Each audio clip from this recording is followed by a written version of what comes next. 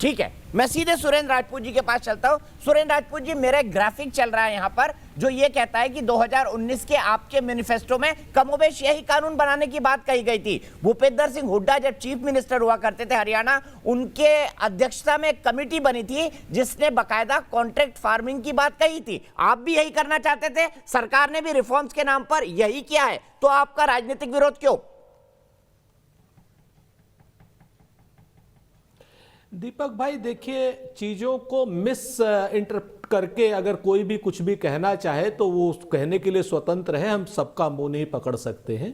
हमने market committee में APMC act में सुधार की बात कही थी। एपीएमसी एक्ट को खत्म करने की या साजिशों के जरिए उसको खत्म करने की बात नहीं कही थी। हमने ये कहा था कि उत्तर प्रदेश में अगर 29 गांव में एक सेंटर है और पंजाब में 2 गांव में एक सेंटर है तो हम इस तरीके की व्यवस्था करें, मंडियों को बढ़ाएं, मंडियों को और तरीके से 2 गांवों के बीच में लाएं और बढ़ाएं उनको। मार्केट फॉर्म की बात की थी हमने, और हमने कहीं ना कहीं इसको बढ़ाने की बात की थी। एक बात मैं बताऊं आपसे, दूसरी बात मैं आपसे जो बताता हूं, जो बात आज नलिन कोहली साहब भी कह रहे हैं और अन्य कुछ भारतीय जनता पार्टी समर्थक किसान नेता भी कह रहे हैं कि एपीएमसी एक्ट लागू है, बिल्कुल लागू रहेगा, लेकिन वो एपीएमसी एक्ट अपने आप में मर जा रहा है। जब आप किसानों का जो सामान मंडी में नहीं बिकेगा और कॉरपोरेट घराने जब लेते हैं मंडी से बाहर, तो मंडी शुल्क नहीं होगा।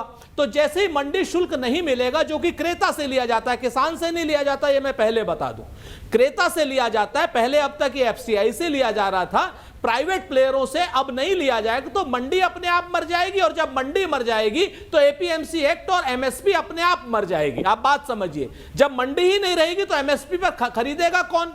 आप दूसरी बात अभी किसान नेता साहब ने कही कि जो एपीएमसी एक्ट बिहार में नहीं है, तो पूरे बिहार में आप देखिए धान 800 रुपए से लेकर के 1100 रुपए के बीच में बेचा जा रहा है और 1750 से 1800 रुपए वो है, उसका एमएसपी है।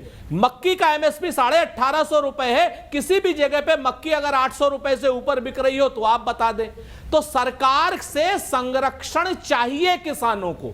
और दूसरी बात, अगर आप यही बात, हम तो और कुछ थोड़ी कह रहे हैं, हम तो ये कह रहे हैं कि एमएसपी की आप गारंटी दे दीजिए। नलिन कोहली साहब कह रहे हैं फूड ग्रेड, तो नलिन कोहली साहब मैं आपको बता दूं कि बाजार में ऑलरेडी ये व्यवस्था है, मोटा अनाज, पतला अनाज, इस ग्रेड का अनाज, उस ग्रेड का अनाज, सबकी अलग अलग एमएसपी होती है। मोटे धान की एमएसपी की मैं बात कर रहा हूं, मक्की के एक पर्टिकुलर ग्रेड के एमएसपी की बात कर रहा हूं। जो उन्नत किस्में हैं उसको तो सब लोग ले लेते हैं, लेकिन जो जनता के पेट भरने के लिए मोटी किस्में हैं उनको कोई नहीं लेता।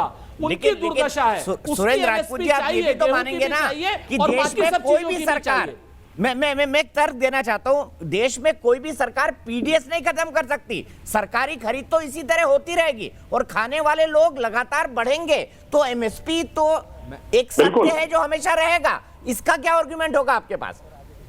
सरकारी खरीद तो बंद हो ही नहीं सकती। हाँ, ये बिल्कुल सही आपने बात, नहीं दीपक भाई, आपने बहुत अच्छी बात कही है और इसी का जवाब बहुत आवश्यक है जनता के सामने रखना। आप तो वैसे भी किसान परिवार से संबंधित हैं, आपके परिवार में तो वैसे कृषि वैज्ञानिक भी हैं। आप सोचिए कि अब तक सरकारें खरीदती थी, सरकारी एफसीआई खरीदती थी, अब सरकारें जो है इन कॉरपोरेट से खरीदेंगी। समझिए, यही तो सबसे बड़ा खेल है। 25 लाख करोड़ की फूड मार्केट को कॉरपोरेटों के हाथ में रखने की ही तो साजिश है ये किसान बिल।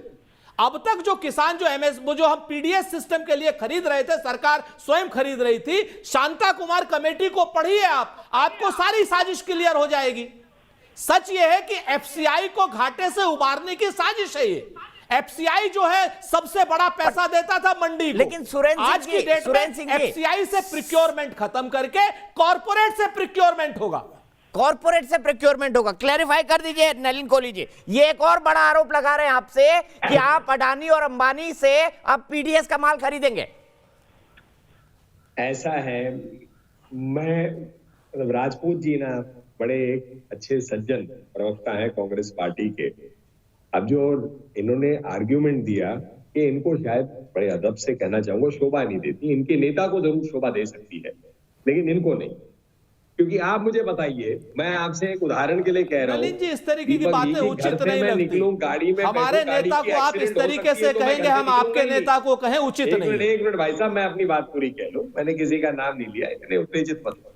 नहीं नहीं, आप हमारे नेता को अपशब्द कहें, हम आपके नेता को फेंकू कहें, तड़ी पार कहें, तो मेरे ख्याल से उचित नहीं है। आपसे तो आप हमारे बड़े भाई की तरीके से हैं, मेरे ख्याल से ऐसी बातें ना कहें तो अच्छा है। सोना निकलेगा, तो मैं आप पर थोड़ी ना कह रहा हूँ भाई साहब, इसलिए एक मिनट में अपनी ये बात पूरी कर नरेंद्र लूं। मोदी जी ने कहा था, ये नरेंद्र मोदी जी ने कहा था, और साथ में ये भी कहा था वो नारियल का जूस पीते हैं।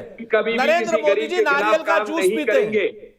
बिल्कुल नहीं, कभी भी किसी गरीब के खिलाफ काम नहीं करेंगे। प्रधान वो तो दिख रहा है, गरीब आज की डेट में आपको अडानी और अंबानी ही दिख रहे हैं, बाकी दुनिया का गरीब आपको गरीब नहीं दिखता है। 3 बार साल में जाते हैं, 9 करोड़ करीब किसानों के अकाउंट में। क्यों नहीं किया कांग्रेस ने आज तक, बताइए क्यों नहीं किया? किसने रोका आपको? 40 साल 54 साल आप लोग सरकार में रहे। और बताता हूं, मैं पहले जवाब दे दूं भाई साहब। अब इनके आप लॉजिक को सुनिए। मैं बताता हूं, कि मैं अगर मेरे मन में कोई चिंता है कि गाड़ी में बैठो और एक्सीडेंट हो जाए, तो इसका कोई लॉजिक होता है कि मैं घर से बाहर निकलूंगा ही नहीं और घर में अपने आप को कैद करूंगा? हमें आशंका है कि शायद कल को एपीएमसी बंद हो जाएगी क्योंकि लोग वहां नहीं खरीदेंगे। हमें आशंका है कि ये कॉर्पोरेट से खरीदी जाएगी।